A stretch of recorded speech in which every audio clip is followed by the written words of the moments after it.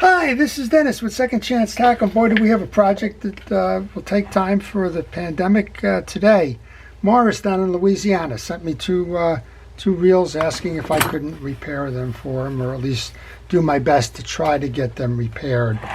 They're both 309s, which are big Penn level line trolling reels. Both of them are not working for a couple of reasons, but Morris was given these by his father-in-law, and he asked me if I could get them back into shape. So here's one that just plain doesn't work. It's he calls it free spool. I guess it's stuck in free spool, but that could be a reason for that. Among other things, the free spool lever isn't on. But he said this was worked on by his father-in-law at some point, but it's not working.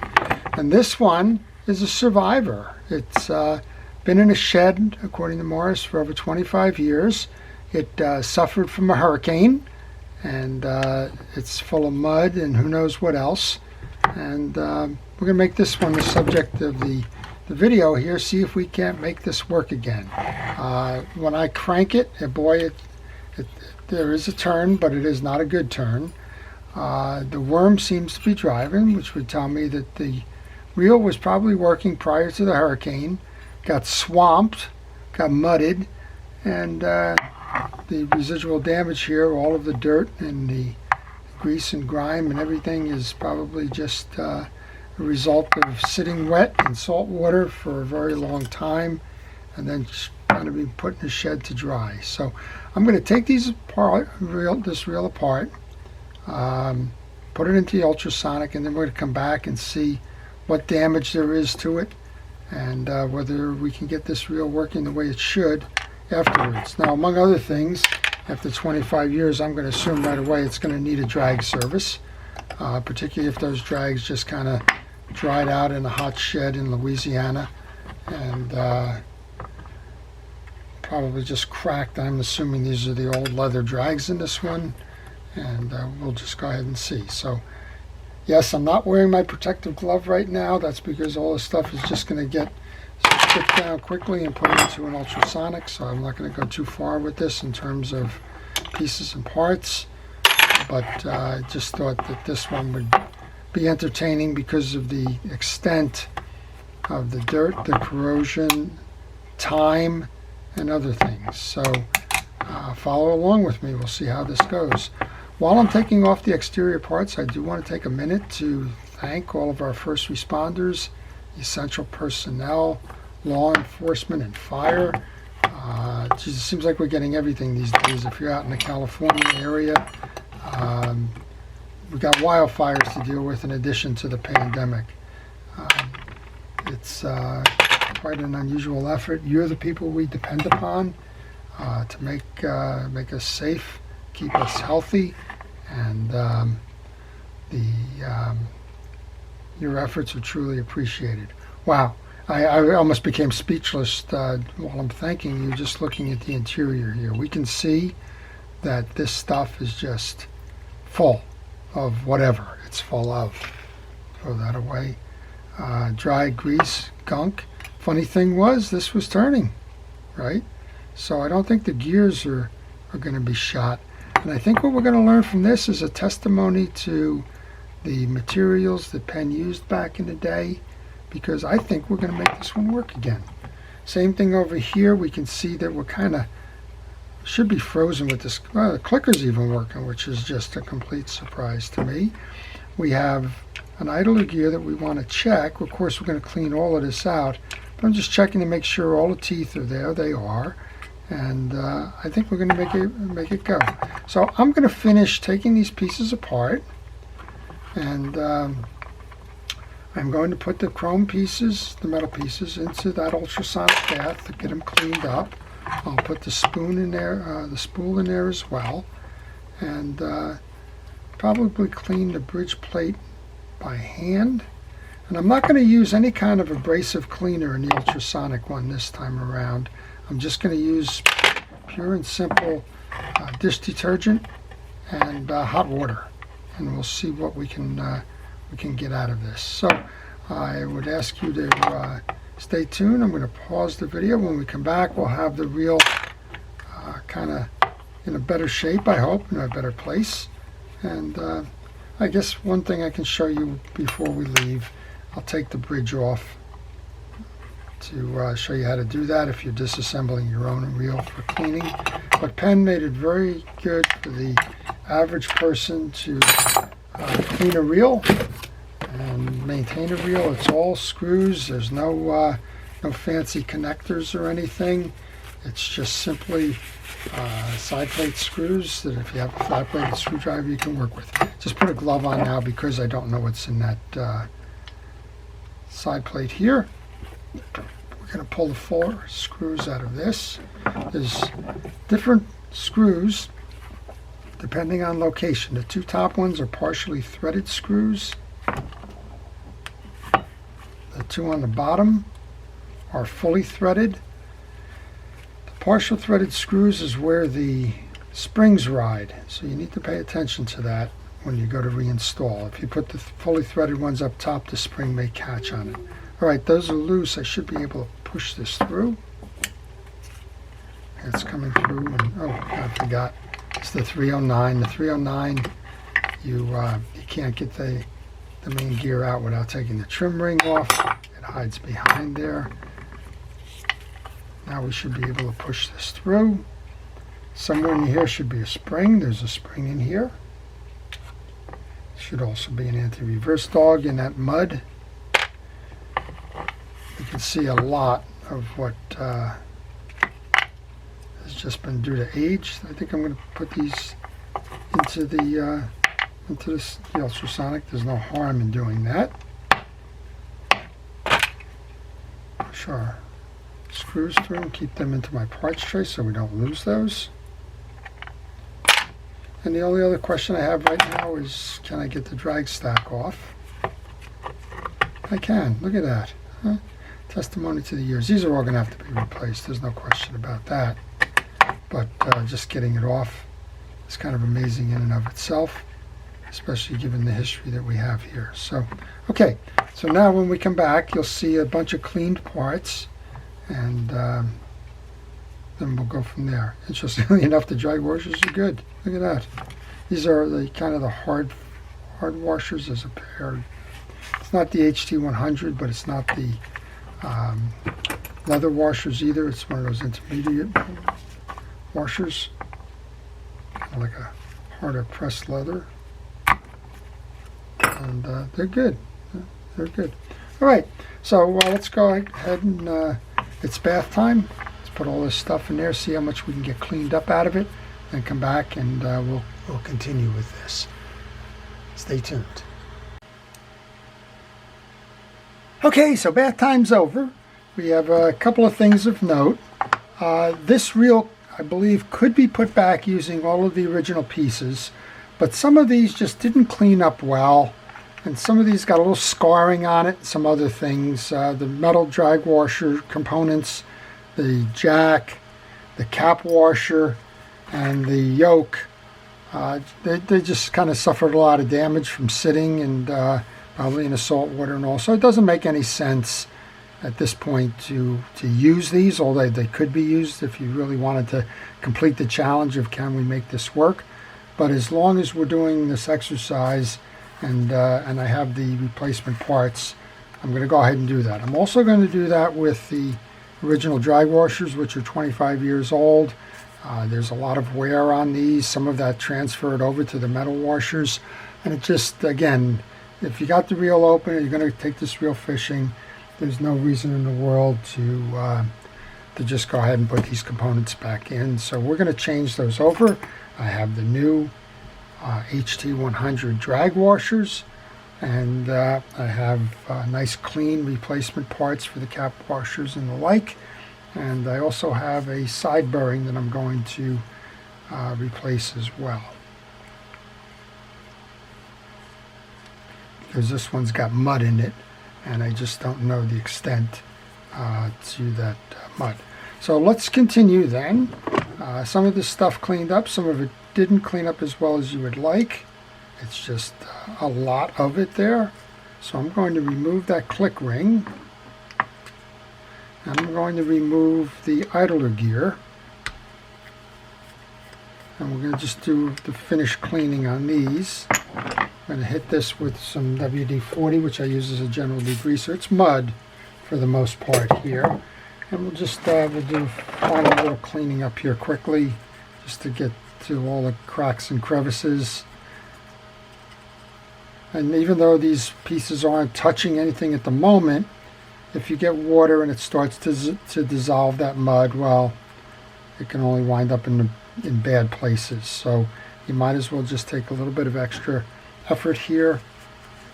Go ahead and make sure that you get that as clean as possible. Feel better about that. There's a little bit of stuff hanging on this copper ring. Let's get that off. And the back of this is clean, just discolored. So the idler gear is discolored, but it's not it's not mud or anything. I'm just checking the teeth on the idler gear, which are fine. Let's go ahead and put that back on. Kind of go in reverse order if you find yourself in that situation. Go in reverse order. You can't put the click ring in and then try and put the idler gear on. It won't work for you. Spin it. It's doing fine. Here's your click ring. You want to set your click ring over the click tongue first, and then come back in and set it on the studs. Put that back on as well. And we can begin the reassembly. So this will prove to be a little bit of a challenge, but it should be, I believe we're going to make this one work. So let's see. We have our bridge assembly, which cleaned up nicely. This is tarnish, but it's not rough or corrosion or anything. So we're just going to go ahead on that bridge post. We're going to put down some lubrication. We're going to put our gear sleeve back on. And again, discoloration, but nothing hanging there. And we're going to want to put that pin into the gear sleeve, press down. Now you can't leave that proud, that has to seat in fully, so use a little thing like the edge of a pliers to push it down. Now I'm going to first replacement washer. There's a hard washer which belongs on here. There was a red one which was quite worn. The purpose of this washer is to keep the anti-reverse dog from running on that main gear. Here's the main gear. That cleaned up nicely. Going to make sure that we put a good healthy dose of grease on here, since this piece of metal hasn't seen grease in a decade or so. I think I was told that this is 25 years since it's been fishing. Very interesting. All right, then we take our drag washers. I'm going to put drag grease on them. I'm going to use Cal's Universal Drag Grease. I'm going to use my glove as a tool. I'm going to use the covered part of my hand, dip it in the grease, work the grease in. I'm going to do that 3 times. Oops. I guess I should just start putting these in. So we'll put one on. First one up then is what's called a keyed washer. It has flat sides. There's 3 metal and 3 fabric washers. And these parts, in case you're wondering, are Jigmaster parts, even though we're working on a 309. The gear set is Jigmaster for the main gear, and it's Long Beach for the pinion gear. Interesting kind of mix there, so the gear ratio is different from a Jigmaster. That's the 3rd one now we've greased. This is the 2nd of the keyed washers, so the eared washer goes between the 2 keyed washers. And then the cap washer, which we noted here. So now we have nice, clean, and new drag washer set. And I guess while we're at it, we can go ahead, close up the one grease, grab the other grease, which is for the yoke. That's a 60 yoke, so that's the Long Beach series. And get that on both sides. This is the pinion gear from a Long Beach. So Penn used a lot of interchangeable parts between various reels. and made them all work, although each specification for a reel is a little bit different because some of it was mix and match. All right, we have the side plates, so let's put one of those side plates on here. Got to put the worm gear drive in, get some on the back, get some on the teeth. These teeth are going to intersect with the idler gear. One thing about using a brush for doing the grease, sometimes those hairs come out. Just be aware of that. You don't have to grease the plastic one. By its nature, it kind of is a petroleum product and you don't need grease there. Figure out which is the right side plate. That's not. These aren't identical, they're mirror image plates, so the holes don't line up. You can't use them on either side, you have to use them on the specific side. Let's go ahead and grab the reel seat and start putting the metal pieces on. So at this point, some of you that actually tune in for the video and say, I don't know how to get my reel back together, well, this is how to get the reel back together now. Hopefully you didn't have the same kind of mudded up type of reel that was in this condition, but even if you did, that's kind of how you'll figure it out. Alright, I'm looking for the smaller screws for the reel seat. One of them was, one of them wasn't. So we'll just put the one that wasn't back in the box. And the first one's always a balancing act. Then it gets a little bit easier. I choose the reel seat because you can put more pressure onto the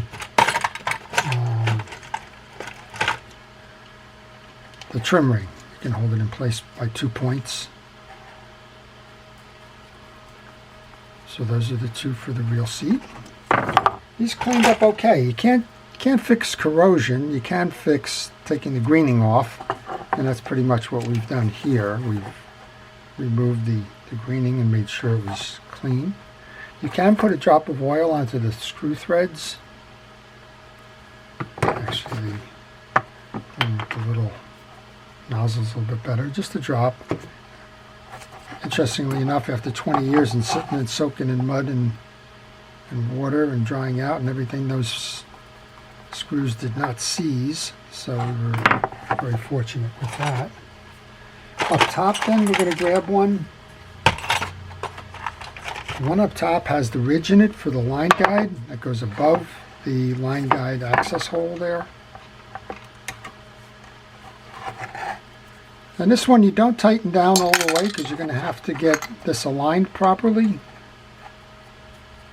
So just kind of hand tighten it. The groove does kind of point down towards that, but just let it float. Don't go over tightening that one. The back one you can tighten as much as you like. And we'll do the same thing there. We'll put a drop of oil onto the screw. Pull this in. So it cleaned up nice enough. The spool, when I took the green off, I had a lot of tarnish set in on that. And what happened there was it went down to the brass because of the tarnish. All right, this one's the wrong replacement bearing there. I'm going to grab one.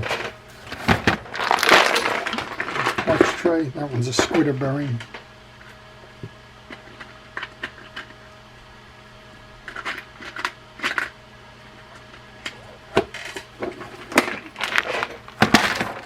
I have a box of parts that are interchangeable from some broken parts, reels and the like. That's what we're using here. So I'm going to put a new bearing in there because the other one's mud filled.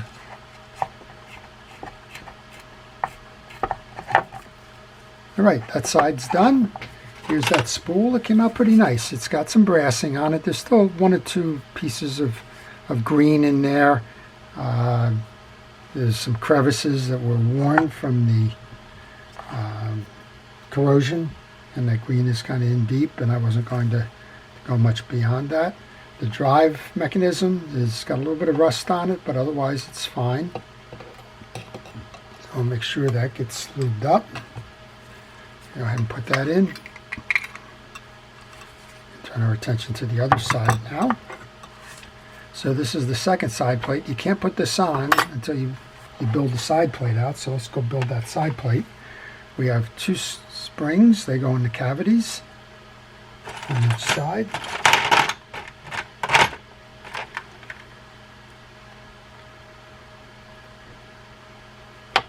We want to get grease into this bearing. Now this one had the spool sitting in it, so it didn't get the mud in it that the other one did. I don't know. The other one probably was looser in nature. I'm going to go ahead up here and put some grease onto the eccentric as well. Now we can load the yoke and the spool gear. When you load the spool gear, make sure that it faces out to you, the slot. And grab that jack, push down on the yoke and spool gear, and load the jack in just like that. And now it's time to install your anti-reverse mechanism. So as I noted, this one had a bent spring, and I'm going to have to go grab another spring here.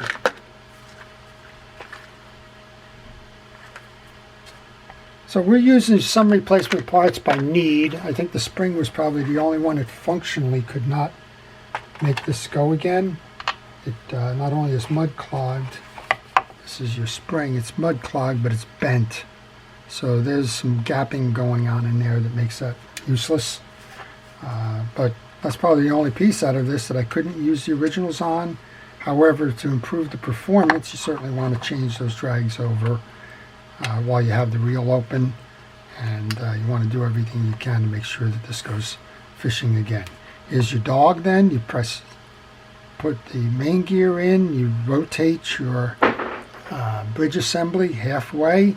You're holding down on the jack and the yoke and the pinion gear, and you put your anti-reverse dog in like that. Now you have a cavity, and in that cavity is where you put the anti-reverse dog spring. It is a spring, it will shoot. Be careful as you try to load this. I kind of use the pressure of my finger to feel when it is properly loaded, and that's properly loaded right now. And then it won't shoot in that position, but you got to make sure you're inside the cavity and flush against both of those side walls. Then you rotate the rest of the bridge over, make sure that your pinion gear clears the hole, and then just turn it 1 or 2 times just to get it set. Don't tighten it down until you have all of the other screws in. We have 2 screws that have partially threaded screws with smooth shafts. Those 2 go up top. They go through those springs that you put in on the other side. Just get them through there and get them started. Again, don't tighten them all down because you may need to adjust. Another partially threaded screw goes on the opposite side. See that one there has got a little bit of an obstruction to it, so I'm going to use my pick to center that. That shouldered yoke that you have in there, sometimes that slips down as you're trying to install. If you have any issues, just turn it over and take a look and make sure that you're centered on that.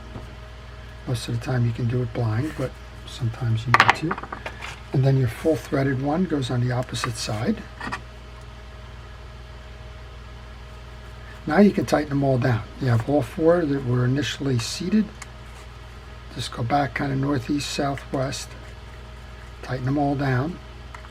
And this is test 1 right now. If this spins, this is going fishing again. And this one's going fishing again. It's spinning easily. I'm going to remove, at this point, I'm going to remove the tension screw for the worm drive gear before I go to reinstall. Now that I have that on, I can go ahead and put the side plate back on. And again, align to the holes, the mirror image. And again, you can see the main drive lies below that trim ring, so there's no way you're going to put that on before you put the main gear in. All right, with that done then, I just want to get a little bit of grease on the shoulder of the jack here, which is going to slide below the bridge. That's kind of hard to do before you put the bridge on. All right, we're going to load it in. And we're just going to start the screws on these. We'll start 2 of them. We're going to start the one over here on the back on the crossbar. And I guess I can, to be consistent, I'll put a drop of grease, oil onto that.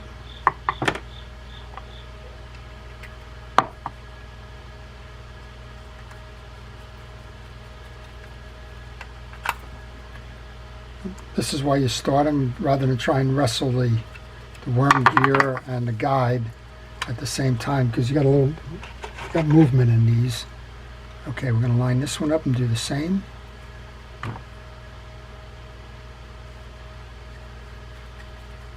And then once you have that kind of started, now you can go get the line guide shield.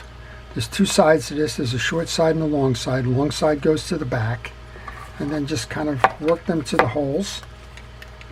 Trying to do this for the camera and do it for my usage as well here. Let's get those 2 in. And if I'm off camera, I'm going to apologize. Kind of visuals needed here, but that's how it works. You got the 2 prongs in each side. Now go ahead and tighten down those screws.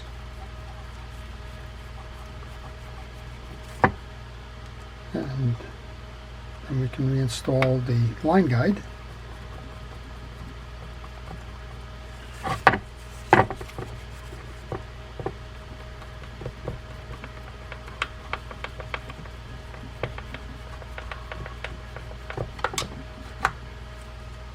that out of the way.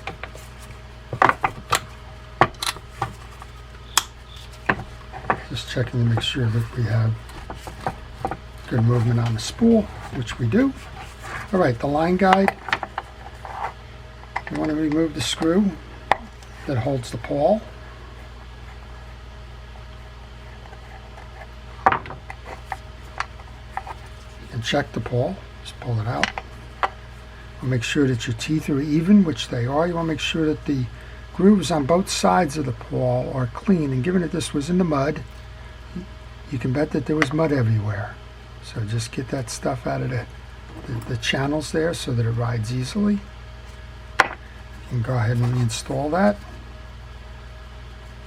You can do it 2 ways. You can do it that way, or you can put a drop of oil into the cup. Then you can put your pawl in like that. Then you can load the pawl into the carrier. And then this one's kind of trial and error in terms of how to get this set. You have to keep moving your line guide and your worm gear until it meshes. In this case, I think we just got lucky right off the bat. It meshed nicely. All right, move your carrier over to the right-hand side. Drop it down and put it through the hole this way. Bring it up. And this is why you left that bar loose, because you need to seat the line guide and then get it into the back end of the gear that you put back there. Put some oil into your carrier there, and then you can start to put the adjuster in.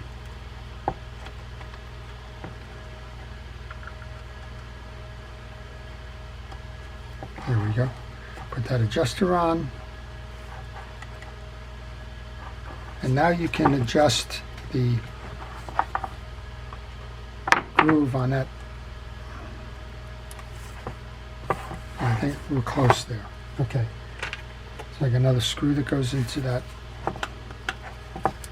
bar.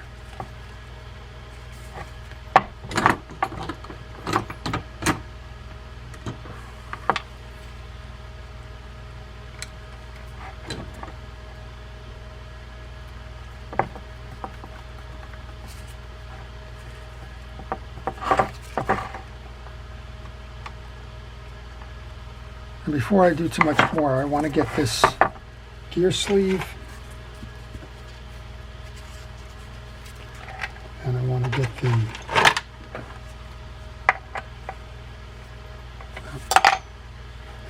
put this in. Those are going to be hard once I put that star adjuster in.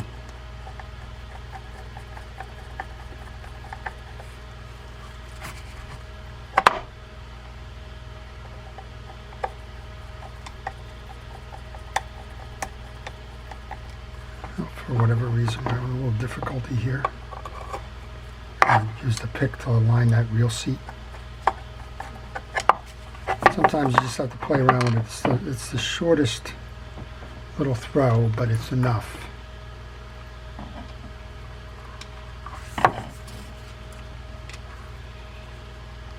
Patience is important when you're doing this stuff. There we go. Got it? Here's the other one.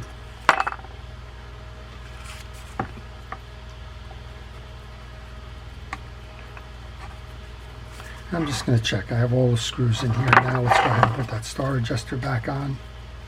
He's cleaned up nicely. It's amazing with how the chrome parts, after all of that, cleaned up nicely. If you start to spin when you're putting that on, just put the handle on. Use that kind of as a wrench to hold the gear sleeve in place while you do that. Now you want to come over here and you want to make sure that you've seated your worm drive. We have, but this is over tightened, so you want to loosen this up a little bit.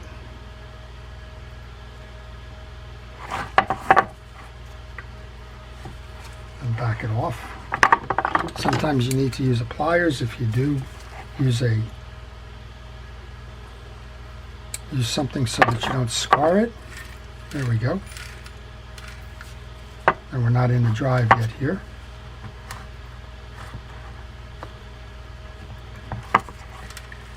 Look at that. Turn it with a finger. 25 years later, it says, I want to go fishing. All right, put the handle back on. I'm going to put it in the middle. That can be adjusted later. It's a leveraged handle.